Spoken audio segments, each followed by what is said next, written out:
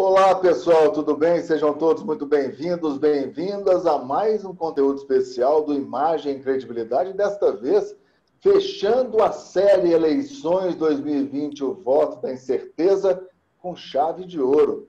A gente recebe, né, o nosso parceiro no curso Imagem e Credibilidade, Eleições 2020, o voto da incerteza, Dr. Geraldo Brindeiro, né, que é um dos palestrantes desse nosso curso, que está na plataforma Cubos.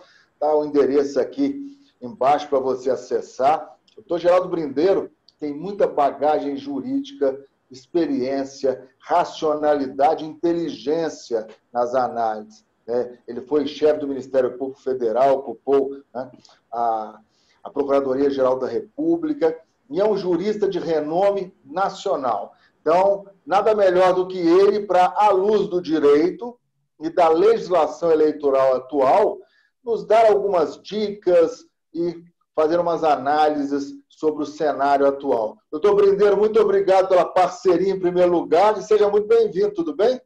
Muito obrigado, bem, obrigado. Bom dia a todos. É um prazer estar aqui mais uma vez O prazer é nosso.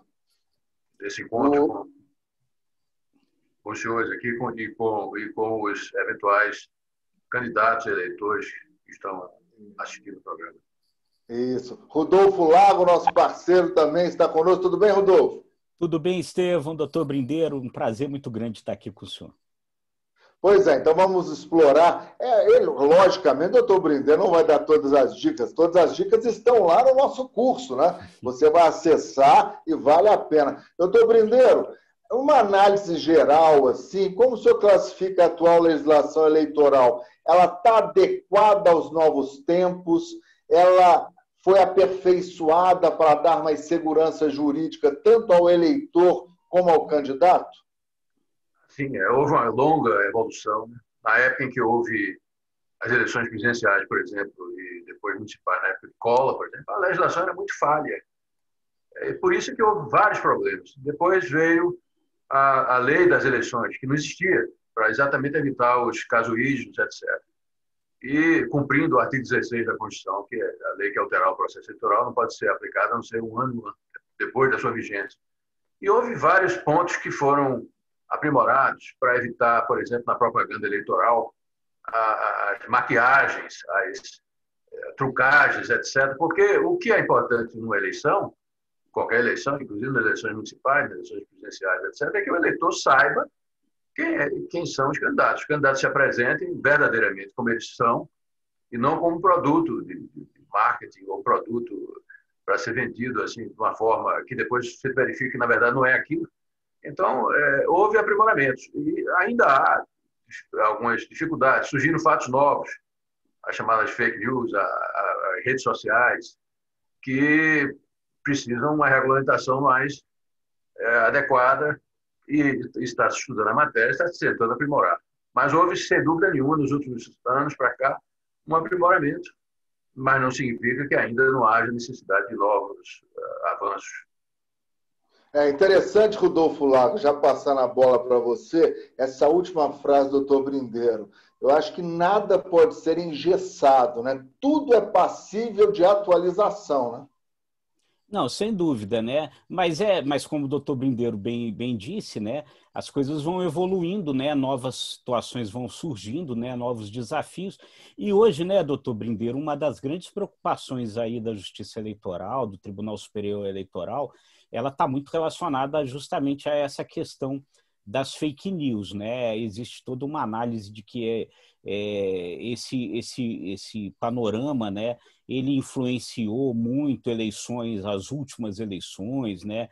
Não só aqui, mas em outros lugares, em outros países do mundo, né? Como é que o senhor acha que pode se atuar nessa questão específica das fake news sem tolher a liberdade, né, de expressão, como bem disse aí o Estevão? A Justiça Eleitoral, quando foi criada, desde o início, ela teve como finalidade garantir a chamada verdade eleitoral.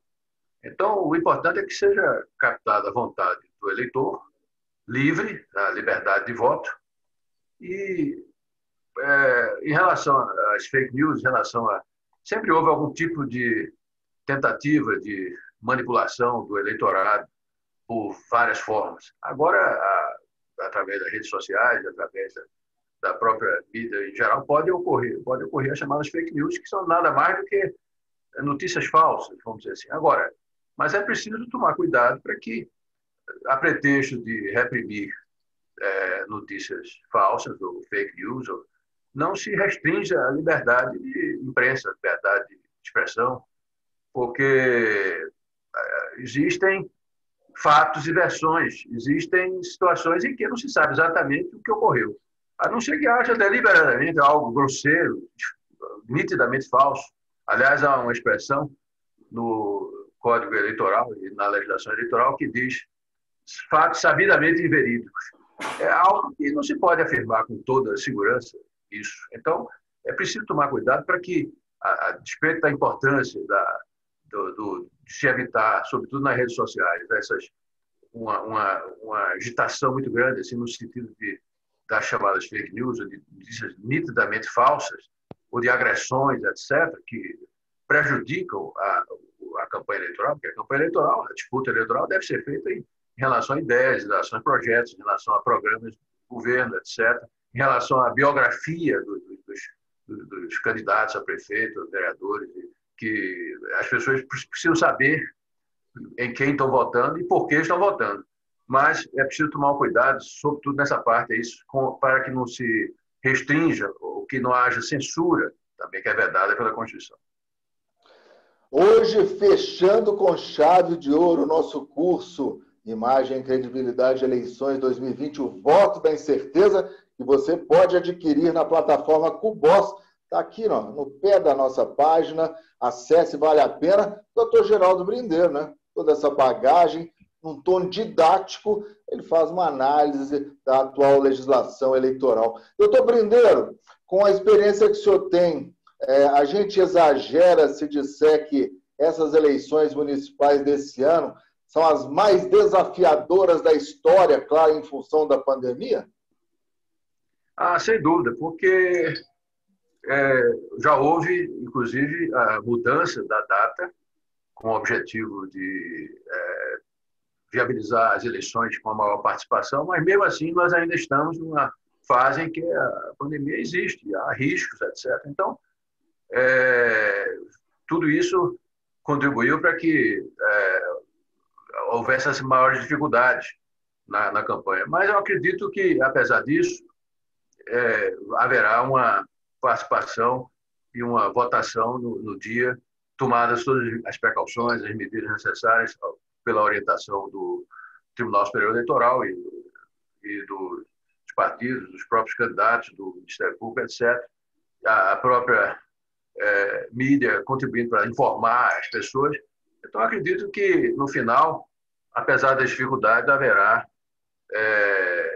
êxito no resultado das eleições e as pessoas, então, precisam, sobretudo os candidatos, partidos políticos, estar bem conscientes das regras, das normas e dessas dificuldades inerentes à situação atual da pandemia.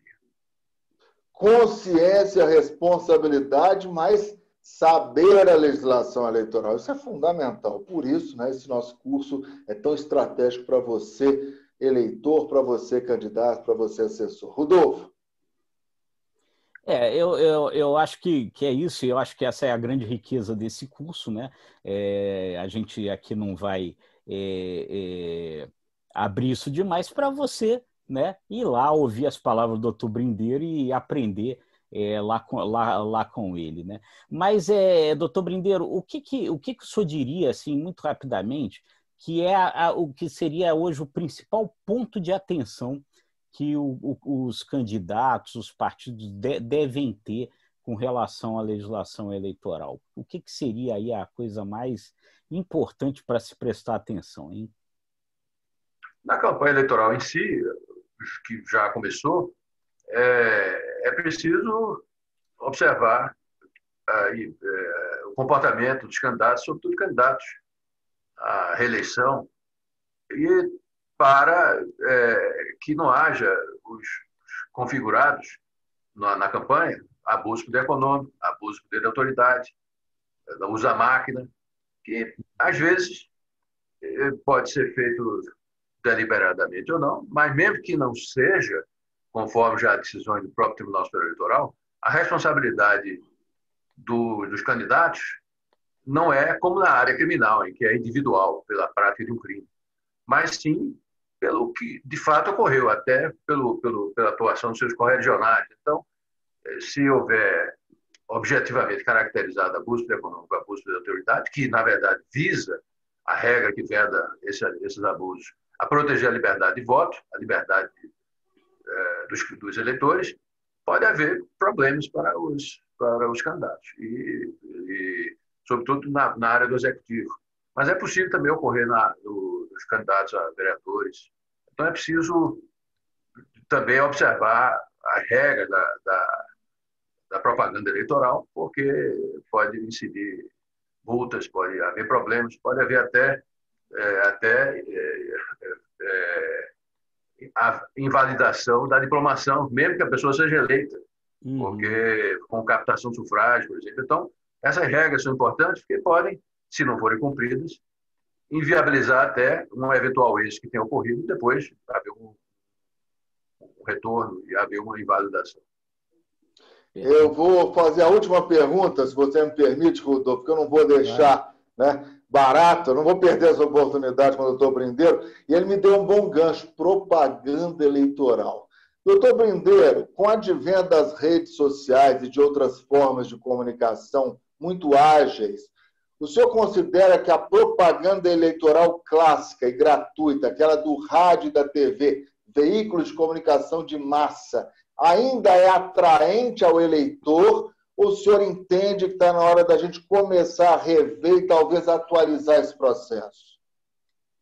Bem, no Brasil, desde o começo, desde a redemocratização, a partir da Constituição de 88, o horário gratuito sempre foi uma forma de garantir uma espécie de isonomia na competição eleitoral, que não ocorre em outros países, pelo menos nesse ângulo. Não digo que não ocorra a isonomia na competição eleitoral, mas não há a utilização da propaganda eleitoral chamada gratuita, porque as emissoras de rádio e televisão são concessões do governo federal, da União Federal.